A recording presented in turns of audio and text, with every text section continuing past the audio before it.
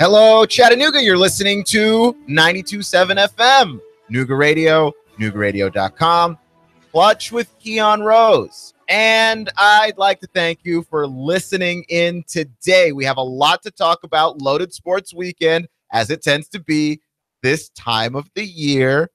You know, we're getting to that point in the NFL season. We're getting to that point in the college football season where things are starting to wrap up. And so, yeah, we've got a lot to talk about. A bunch of storylines, I believe, in college football definitely got concluded. And because lots of teams are searching for coaches and things of that nature, we have a lot of storylines that are opening up. Like, this is not the end of any of this. So I'd like to believe, personally, that this was a very great weekend and a very great Saturday for all the championship games that happened. Some lopsided games, very lopsided games. And they're going to lead to a few things, I think, as the college football playoff progresses, as well as all of these bowl games. And one question I'd like to ask that I'm hoping to answer a little bit later on in the show, and you can call in with your answer at the Nooga Radio hotline here at 423-800-8949, which is this. Two SEC schools in the college football playoff. Who is the more dangerous team? Is it Alabama or is it Georgia? Is it Alabama or is it Georgia? I have some opinions on that, and we'll get there later. You can also weigh in with your opinions. The phone number is 423-800-8949. So here's the thing, right? College Football Playoff Committee has released the final rankings, of which Clemson is number 1, Oklahoma is number 2, Georgia's number 3, and Alabama is number 4. Alabama getting in over Ohio State, which we'll discuss that in a second. But my first thought when I first saw this was, are we actually sure Clemson is the best team in the nation? Because it hasn't felt like that all year long, that Clemson is the best team in the nation. Now, I will give the devil his due. Clemson has a great team. I think that they are not lacking, but they have downgraded somewhat in the quarterback position, right? I don't think that Kelly Bryant is quite the quarterback that Deshaun Watson was. I think as a dynamic playmaker, and I think more specifically as a passer. But I will say this about Clemson. I think Clemson has become a better rushing football team. Still not their bread and butter, but they've become better at it. And I think that Clemson is actually a better defensive team this year than they were last year. I still don't think that necessarily adds up to them being the best team in the nation. They do play in the ACC. I think the ACC is having a down year just overall, right? You saw the down years of Florida State. I thought that North Carolina took steps back. Duke, which was a team that was on the rise fairly obviously. I thought that they took a very visible step backwards. So you have those middle-tier teams taking step backwards. You have upper-tier teams taking step backwards. I just thought that the ACC was not necessarily as difficult a conference as it was a year or two ago. And I don't think that you get to be the number 1 team in the nation if you are not playing in one of the most difficult conferences. I think that if you're going to be the best team in the nation, I honestly think that ought to go to a Big Ten school, had a Big Ten school made it, or an SEC school. I don't think it's Clemson. And I like Clemson. This is not disrespecting Clemson. I just don't see them as the number 1 team in the nation. Also, in that game, Clemson gave Miami that work. I mean, just walked through Miami for much of that game. It was a fairly lopsided game. It was 21-0 at halftime. I didn't finish watching the game. I was actually talking to Sam Jordan before he went on to do Sports Talk with Sam Jordan, just the show an hour before me. And yeah, he didn't finish watching the game either. It was ugly. It was 21-0 at halftime. And then coming out of halftime, Clemson scored 17 more unanswered points. And then Miami finally got a field goal at the end. The final score was 38-3. So yeah, that was a game in which Miami did not actually show up. And I will say this, Mark Richt and Kirby Smart. This is the reason why Kirby Smart is the head coach of Georgia, right? This sounds sort of like sour grapes. It's not.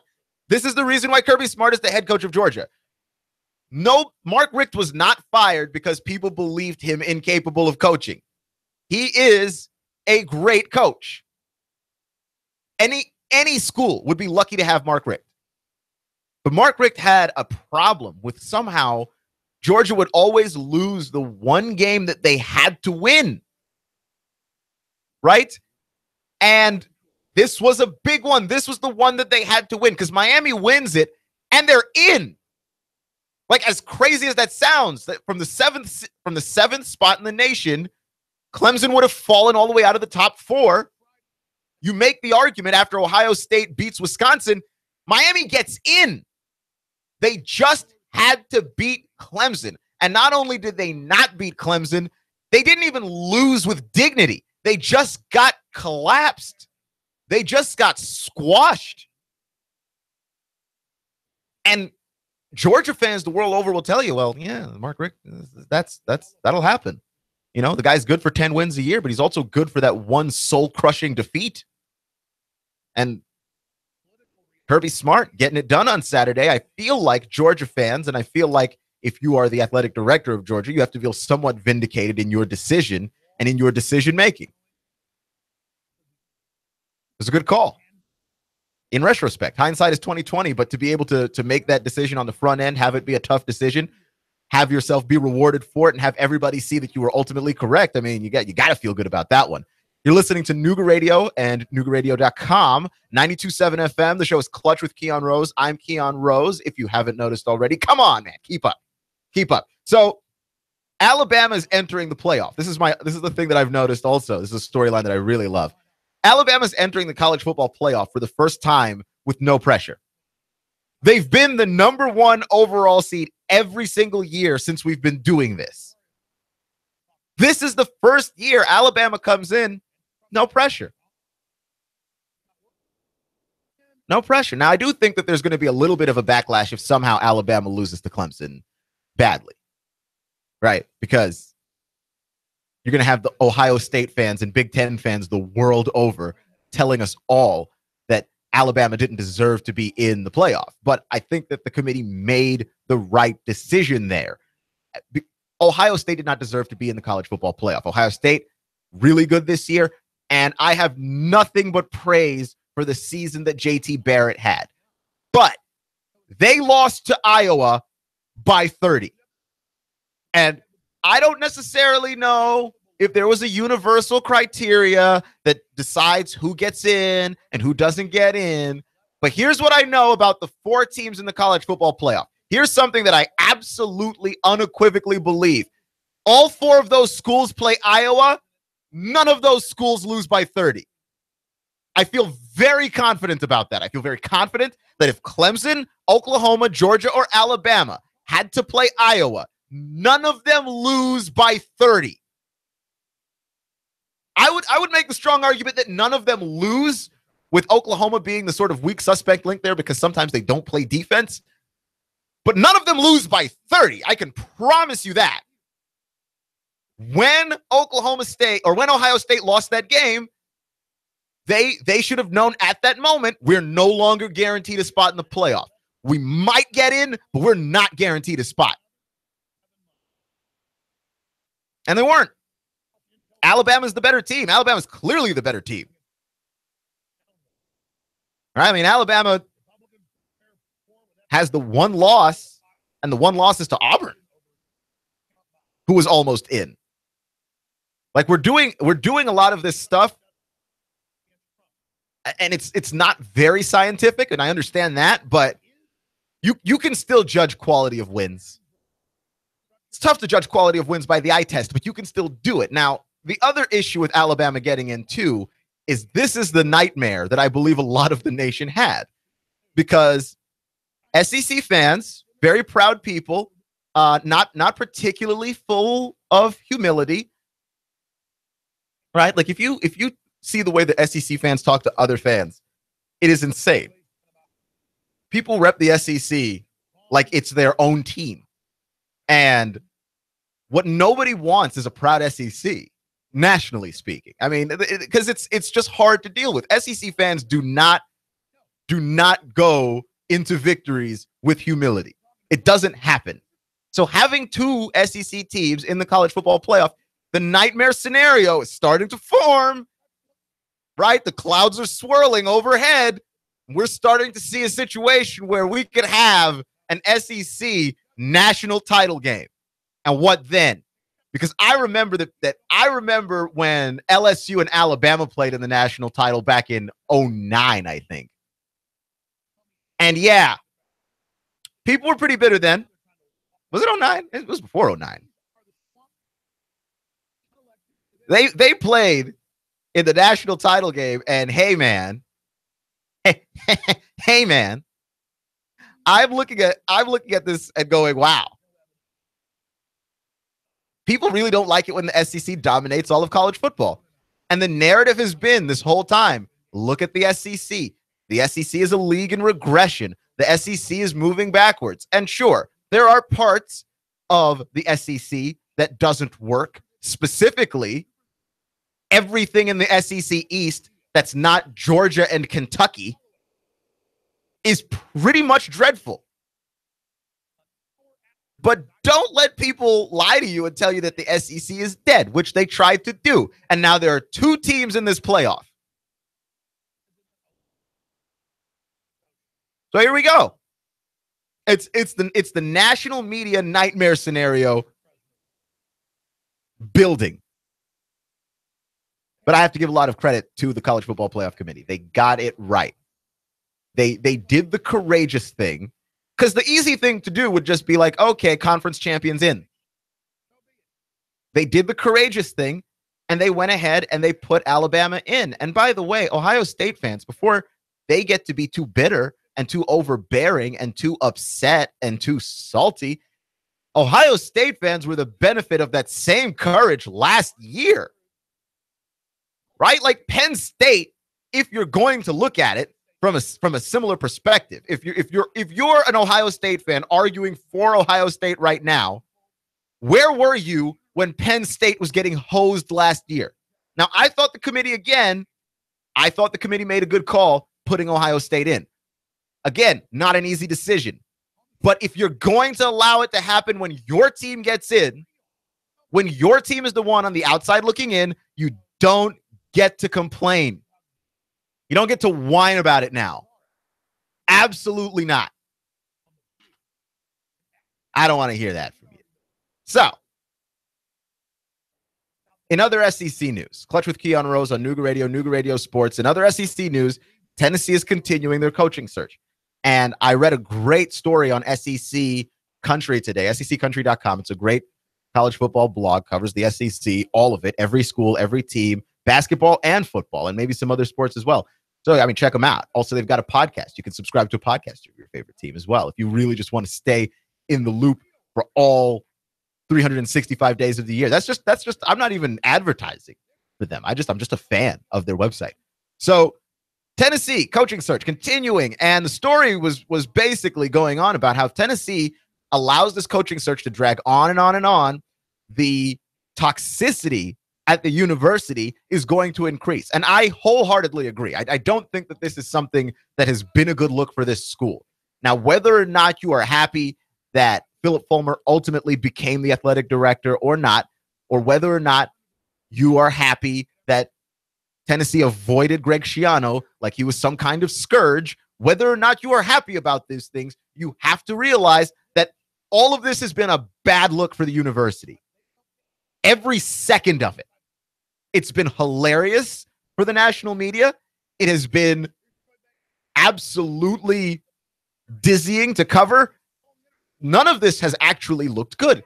And so, yeah, this coaching search needs to come to an end. Fortunately, Tennessee, Philip Fulmer, according to the very same SEC Country story, Philip Fulmer looking to have a coaching hire by tomorrow.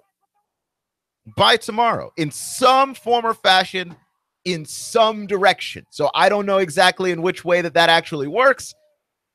No idea. But I will say this. They are hoping to have somebody by tomorrow. The coaching candidates, the top 5 coaching candidates, as of when I last read, are these people. Chad Morris, head coach at SMU. Les Miles, former LSU head coach. Kevin Steele, Auburn's defensive coordinator. Mel Tucker, Georgia's defensive coordinator. And the, I forgot to write his name down, but the defensive coordinator from Clemson. And I thought this was interesting because I actually thought that Tennessee was looking to go more offensively. Kevin Steele is the defensive coordinator at Auburn. But Clemson's defensive coordinator, if we could come up with that name, that'd be very helpful. But yeah, I'm looking at this and I'm going, wow, I thought Tennessee was going to head more in the direction of offense. And you've got a lot of defensive guys on this list. But as it turns out, T. Martin is the leading offensive coordinator candidate. So, and Brent Venables is the Clemson defensive coordinator.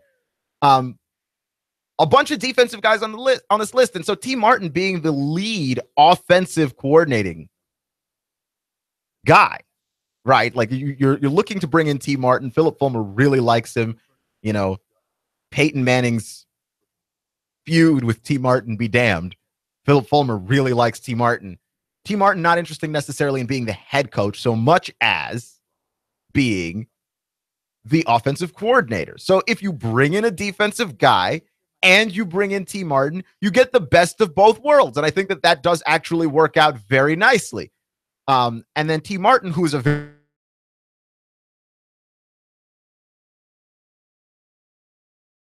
coaching opening, just sort of slide into that. And that kind of works as a succession plan also. I mean, it doubles pretty nice. I'm just curious, though, as to why it is that people are not more upset. Because Tennessee has, to this point, has spent $13 million to not have a coach yet. Right? And this includes the Butch Jones buyout. This includes the John Curry reassignment. This includes a lot of traveling to different places. Remember, we had to travel to John Gruden and see if he was interested, if you could get him to come off the couch and rejoin you. He had to go to a bunch of different places. And from what I'm learning, there's $13 million in the hole and no coach to show for it just yet. Your tax dollars at work. Clutch with Keon Rose on Nooga Radio, NoogaRadioSports.com here on 92.7 FM. Now, here's something that I find deeply fascinating. Alabama or Georgia, who is the more dangerous squad heading into the college football playoff of the two SEC schools? So I went down a checklist because I was very interested in just going head to head, who's better, right? And I looked at the coaching. Nick Saban or Kirby Smart, who's better? Obviously, it's Saban. I feel like I'm not going to be that disrespectful and give you a flaming hot take about how it's actually Kirby Smart. No, it's Nick Saban. Nick Saban's got more experience. Nick Saban has won titles, might be the GOAT as far as college football coaching goes. Kirby Smart is a newbie. He's just starting out at this. Now he's off to a brilliant start, but this is still the beginning for him. I don't think that the coaching edge necessarily goes in his direction. Also, I watched Georgia and Auburn play in the title game, and Georgia shot themselves in the foot early multiple times with a lot of really bad penalties. So I'll give you my opinions on that game in just a second here. Look at the backfields of both of these teams, right? The backfield for the Bulldogs features Jake Fromm at quarterback, Nick Chubb and Sony Michel as your running backs. And for Alabama features Jalen Hurts as your quarterback with Damian Harris and Bo Scarborough as your running backs. And I'm going to have to say here, initially my instinct was to say Alabama, but Nick Chubb and Sony Michel each have 13 touchdowns, rushing touchdowns this season, which is insane. And Jake Fromm, for as much as people malign him for not necessarily being a great passer, has thrown 21 touchdowns. At wide receiver, Georgia's got Javon Wims and Terry Godwin, and Alabama's got Calvin Ridley and Henry Ruggs III as their top receivers. And I think that, again, Godwin and Wims have been more explosive and more dynamic, and that actually surprised me. Calvin Ridley, I think, is the best receiver of the bunch, but he hasn't been anywhere near as productive as Godwin and Wims. And when you look at defense, I feel like you've got to go in the direction of the Crimson Tide. I understand that the way that Georgia's defense has been playing this year has been phenomenal, but Alabama has played tougher opponents, and their one loss has come to Auburn. I'm going to lean in their direction. Georgia, great defense as well, but their schedule's weaker. They don't play near the monsters that Alabama has been consistently playing. Clutch with Keon Rose on Nooga Radio Sports here on 92.7 FM. We'll be back in a second. The Tennessee Valley's news talk leader, Nooga Radio, digital FM 95.3 HD4 and 92.7 FM. 3, 2, 1. Chattanooga Radio, digital FM 95.3 HD4, 92.7 FM's news now. The main UTC spokesperson, Chuck Cantrell, has been taken into custody accused of public indecency. A Chattanooga Police Department says they walked into the Cinema 1 on Rossville Boulevard to find Cantrell and another man engaged in a sex act. They've both been charged with public indecency. Cantrell is UTC's main spokesperson. He's worked there for 25 years. 2 shootings in Chattanooga. Kienta Bentley was shot on Halle Road, and she was taken by HCEMS to the hospital, recovering from her gunshot wounds. Another shooting, gunshots rang out this time on North Tulip Avenue. Gerald York, who's 56, gunned down. He's also recovering in the hospital. CHI Memorial announced at a press conference it's going to take over the former Hutchinson Medical Center that used to be managed by Erlanger. They're going to try to turn it around and turn it into a successful hospital. Russell Stroud, Duke Radio News, now. Expect increasing clouds and milder weather out there through your nighttime. Could see a late shower or two, lows into the lower 50s. Now for your Tuesday, becoming breezy with showers and thunder showers marching in from the west. Highs 60 to 62. Breezy, much cooler for the midweek. Highs closer to 50. Experience the magic of the holidays with Rock City's Enchanted Garden of Lights. Create your one-of-a-kind adventure with dazzling views and almost 1 million colorful lights. Visit CRockCity.com for all of the magical details. And I'm Swargene 12 Chief Meteorologist Patrick Cool. Traffic, news, and information. Nooga Radio, digital FM 95.3 HD4 and 92.7 FM.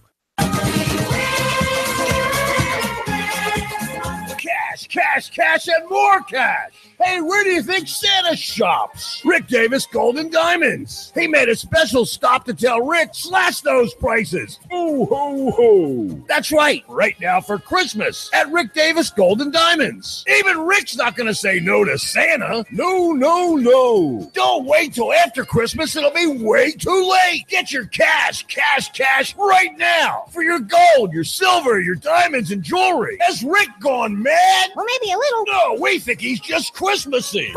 Rick Davis Gold and Diamonds, Brainerd Road, Chattanooga. You know where it is. Hey, is that Santa? Ooh, ho, ho. Even Rick's not going to say no to Santa. No. Get your cash right now.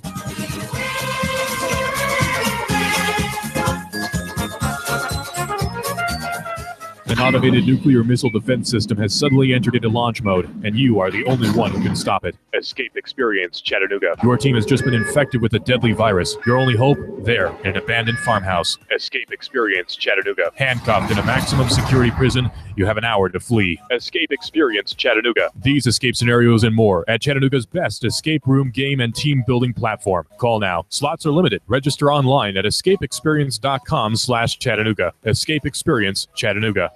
The Tennessee Valley's news talk leader, Nooga Radio, digital FM 95.3 HD4 and 92.7 FM.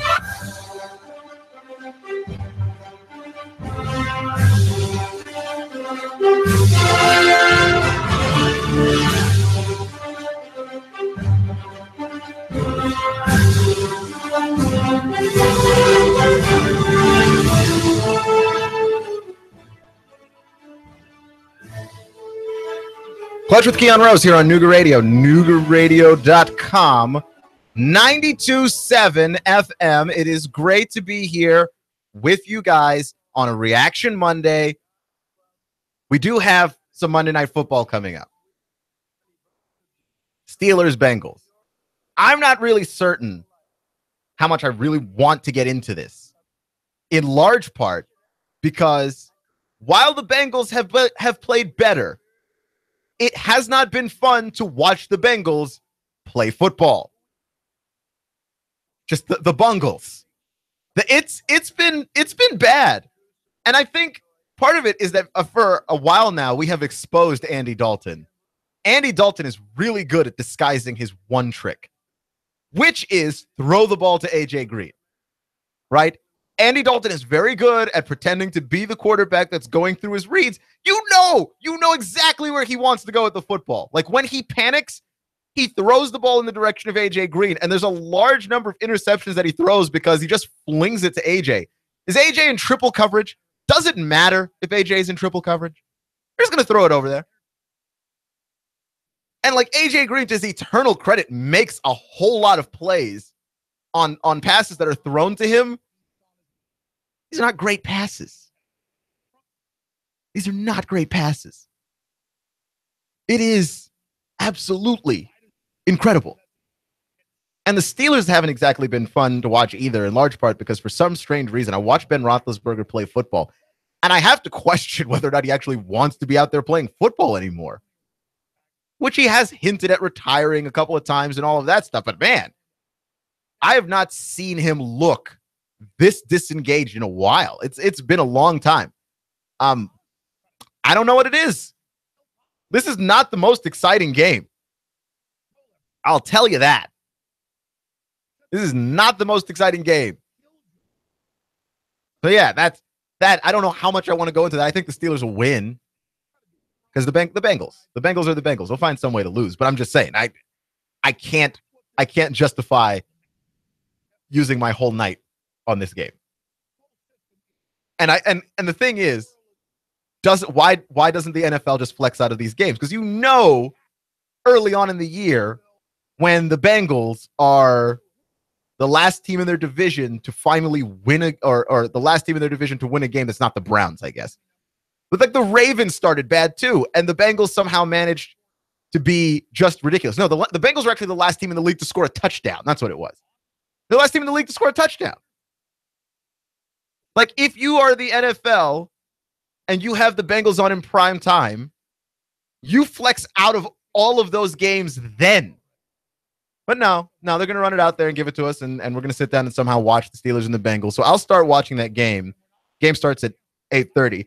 I'll start watching that game and watch it for as long as I can stand it. But doesn't look like a good game. Other NFL story is that Ben McAdoo is out in New York. The Giants fire him, and I think that this is indicative of being someone who can communicate well with people. And I'll explain what I mean by that. Because Ben McAdoo was under the belief that benching Eli Manning was the right decision. And he cleared it with the owner. He cleared it with John Mara, the owner of the Giants, and they went forward and benched Eli Manning. Now, where John Mara is upset with Ben McAdoo is how the benching happened, which is that they were both on the same page. That, yeah, there's going to come a point this season where we're going to have to probably bench Eli. Let's see what we have in Geno Smith, which you should have known what you had in Geno Smith, like just nothing good. And then let's see what we have in Davis Webb, the young man from Cal that we drafted in the 4th round. Let's see what we've got in the guy. And Eli Manning is doing the role of quarterback's coach, essentially. Eli has taken Davis Webb under his wing and is being a class act and showing him how the rope works and how the game flows. But Ben McAdoo benched Eli Manning at halftime. And when you're talking about a quarterback who he's in the discussion to be a Hall of Famer, and when you're talking about a quarterback who's won 2 rings for your team, and when you're talking about a quarterback who's been the incumbent starter for 210 straight games, a streak second only to Brett Favre's, when you're talking about a guy that's given everything for that franchise, don't just bench the guy unceremoniously at halftime and then leave him after the game with a bunch of questions to answer to the New York media at his locker. And I think that the Maras were not okay with that, the way that went down. And if you choose to bench Eli Manning, then some results do need to show, right? And the thing is, too, the Maras also believe that in the game when Eli got benched, the Giants weren't out of the game. It was a winnable football game. It wasn't a blowout. It wasn't lopsided. And if you're going to do that, I mean, the results need to show for themselves. Either you need to show that you've got something in one of the quarterbacks that you've got, or you need to win some games. And at 2-10, it's like a snowball effect. The storylines just build up. You know, you've got to communicate with people if you're going to drop them. If you're going to bench Eli, if you had told Eli after the game, look, we're going to go in this direction, then fine. But you have Eli Manning sitting down at his locker, fighting off the New York media. He's fighting back tears because this has been his life for the last decade. Just what are you doing with that? So a lot of Ben McAdoo's firing is not the fact that he benched Eli. It was how he benched Eli. And if you bench a guy like that, if you treat Eli that way, like, what does that say about the rest of the guys in your locker room? Because how you treat the top guy is how you're going to treat everybody else. And maybe you treat everybody else worse. And I always thought, and I always heard from Greg Popovich. Greg Popovich would always say that he would always yell at Tim Duncan, because he yell at Tim Duncan and everybody knows, okay, if he yells at Tim, that means he can yell at me. Nobody's safe. Well, if you just can bench Eli Manning in the middle of a game that is winnable, in which he is not playing poorly, and it embarrasses him and it embarrasses the organization, what are you going to do to everybody else on the team? That's not good for the locker room. It's not a good look at all. So yeah, the Maras fire Ben McAdoo and choose to move on after Ben McAdoo. 2 seasons in New York, overall record of 13-15, and now they've got to start all over again in an NFC East that can be particularly unforgiving. Clutch with Keon Rose on Nooga Radio, NoogaRadio.com, and most importantly, 92.7 FM. Our phone number is 423-800-8949. If you have the answer to my question, which is just your opinion. What do you think? Seriously. Georgia, Alabama. Who is the more dangerous SEC school in the college football playoff? I'm leaning Georgia, and I'm leaning Georgia because of what they're capable of doing offensively. And when I watched them play Auburn in the title game, I was impressed with a lot of the adjustments that they made from last game to this game. For instance, they weren't able to pass the ball a lot at all.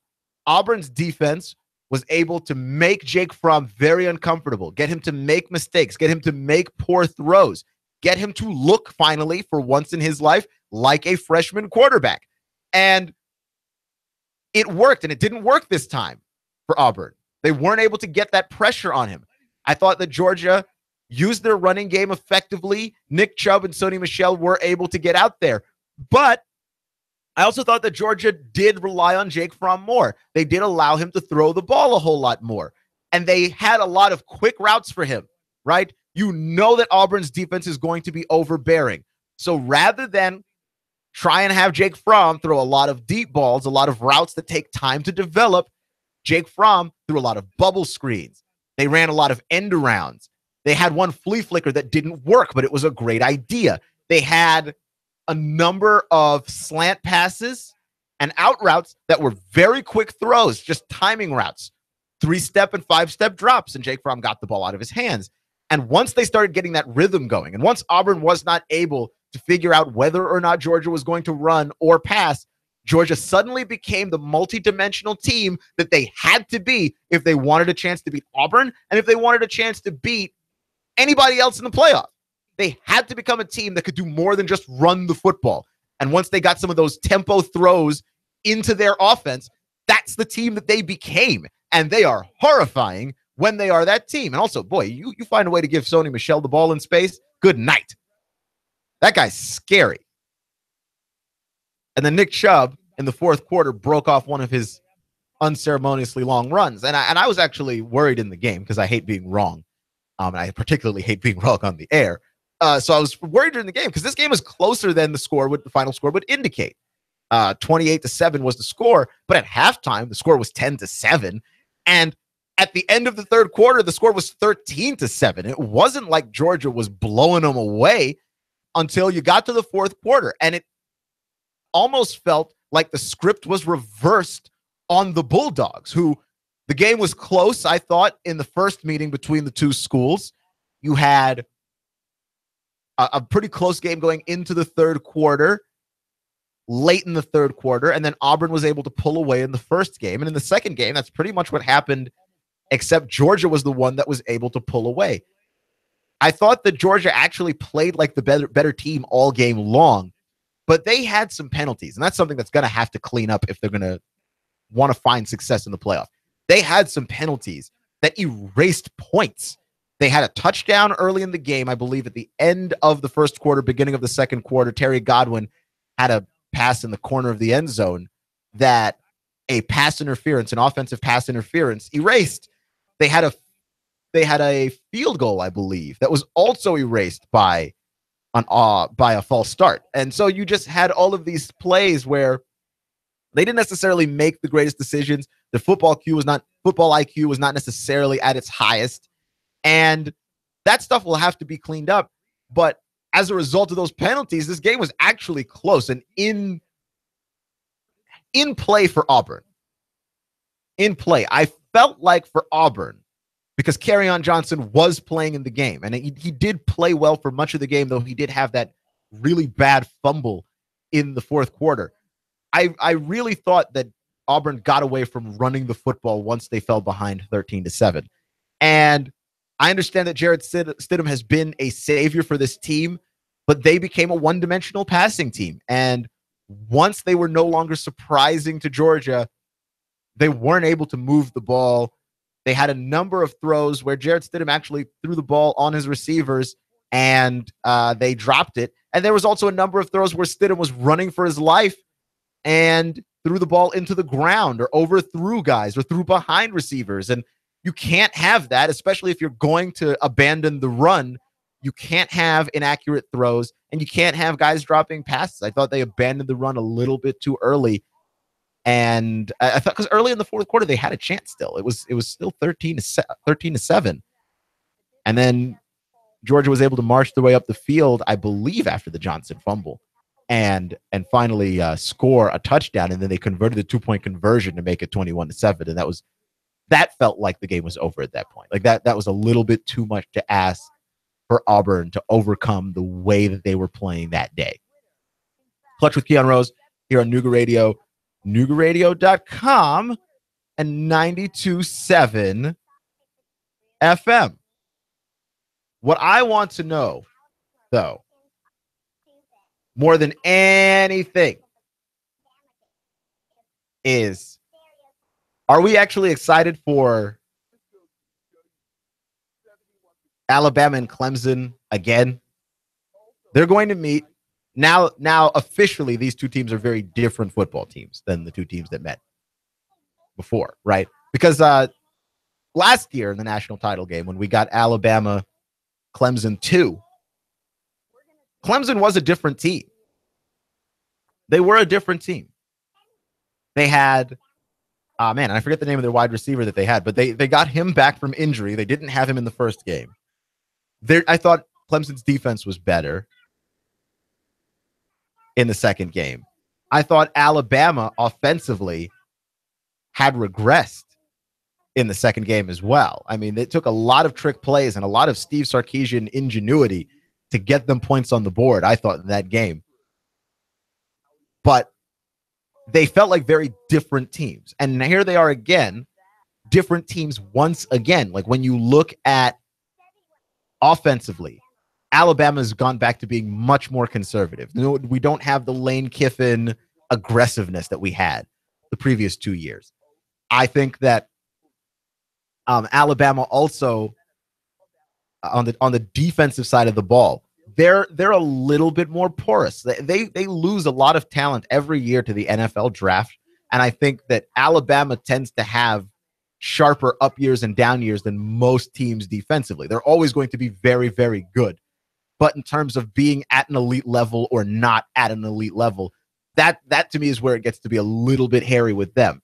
And I look at it and I go, yeah, I honestly, I see where their defense has also regressed somewhat again. Now, their defense is still lights out. I mean, don't take that to mean that Alabama's defense is not good. It's just not as good as it was the last time that they saw Clemson. And I don't think it's as good as it was the year that they saw Clemson the first time. And that's going to play a part, in large part because with mobile quarterbacks, right? And Kelly Bryant is a very mobile quarterback. He's not Deshaun Watson as a passer, but I don't think that Kelly Bryant is someone that should be overlooked in this game against Miami. And I do understand that Miami failed to show up, so there's going to be just a higher rate of the numbers are just going to look bigger and more astronomical. But when you look at what Kelly Bryant was able to do in that game, he was very accurate passing the football, and he threw for a ton of yards. 23 of 29 passing, 252 yards, and a touchdown.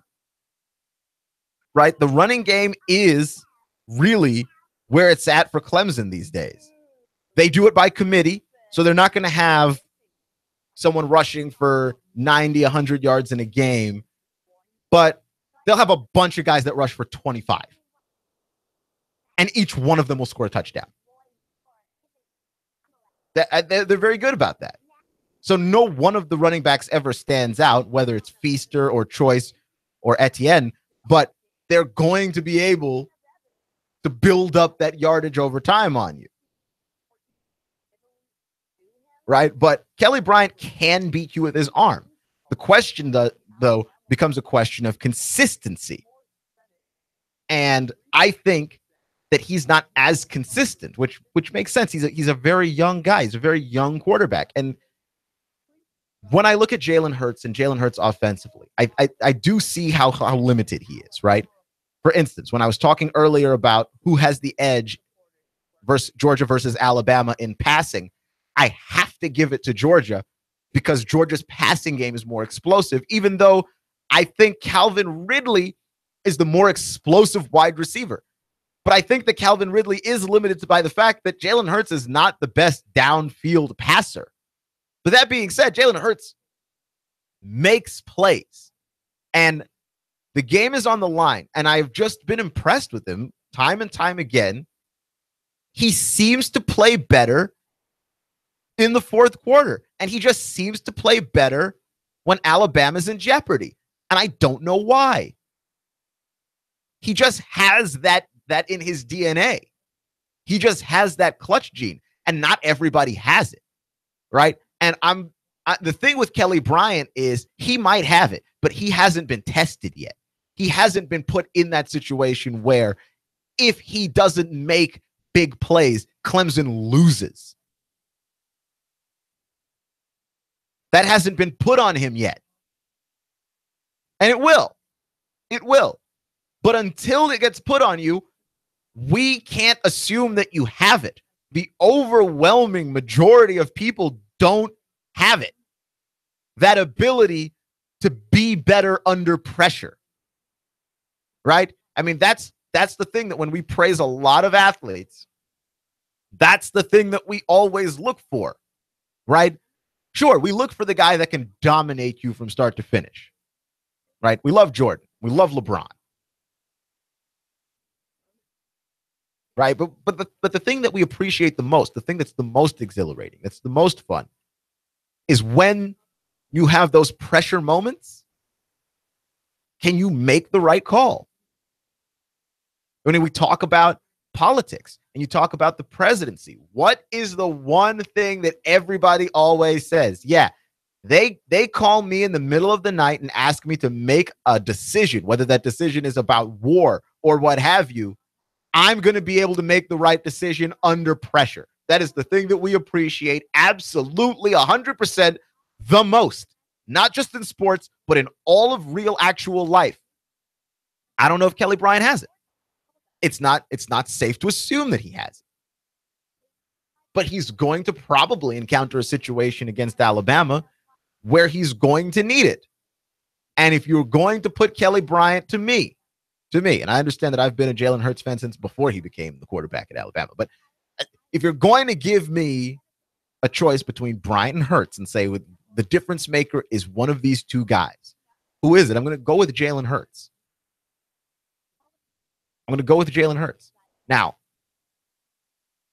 I thought Clemson showed that they're capable of containing mobile quarterbacks all season long. the way that Clemson was able to erase Lamar Jackson from the game when they played Louisville, I thought that was impressive because their defense came out and said, we're not afraid of Lamar Jackson. We have to defend Kelly Bryant in practice every day. We're not scared of this guy. And I thought that was crazy. And I thought that was absolutely positively ridiculous. I thought it was preposterous. And yet, when game time came, Lamar Jackson looked average. And it's very hard to make that guy look average. He's a supremely talented athlete and arguably one of the fastest running backs, or one of the fastest quarterbacks, rather, I've seen in my whole life. And according to Michael Vick, one of the fastest quarterbacks he's ever seen in his whole life, including watching himself first person. Like Michael Vick said that Lamar Jackson might be faster than him. And they contained Lamar Jackson. So I can't imagine that they're going to have trouble containing Jalen Hurts, who is not anywhere near as fast. But I will say this, though, the running game behind Jalen Hurts, and the reason why it's difficult to contain Jalen Hurts is that the running game for Alabama is a three-headed monster. When I talked earlier about Jake Fromm having the 21 touchdowns, I forgot to mention that for Jalen Hurts has accounted for 23 touchdowns on the season. He has thrown for 15. He has run for the other 8. And he is one of the leading rushers on the team behind running backs Damian Harris and Bo Scarborough. He's one of those guys. He is absolutely like the third head of this three-headed rushing attack that they have at Alabama. And if all you had to do was stop Jalen Hurts, I'm not saying that's easy, but I'm saying that's possible. But when what you have to do is stop Jalen Hurts and Damian Harris, who's rushed for 11 touchdowns and 900 yards, and Bo Scarborough, who's been in and out this season with injuries, but in terms of that guy doesn't even look like a running back. He looks like a linebacker that you just give the ball. He's huge. When you have to try and figure out how to stop any of those three guys, that's when it becomes truly difficult to contain Jalen Hurts in any reasonable kind of way. You're listening to Clutch with Keon Rose here on Nooga Radio and NoogaRadio.com and 92.7 FM. Thank you for joining me today. Remember, folks, it's not how you start, it's how you finish. Stay clutch, and I'll see you in 24 hours. We have a special interview tomorrow on Sport Talk with Sam Jordan, so make sure to tune in and check that out. 95.3 HD4, 92.7 FM. 3, 2, 1.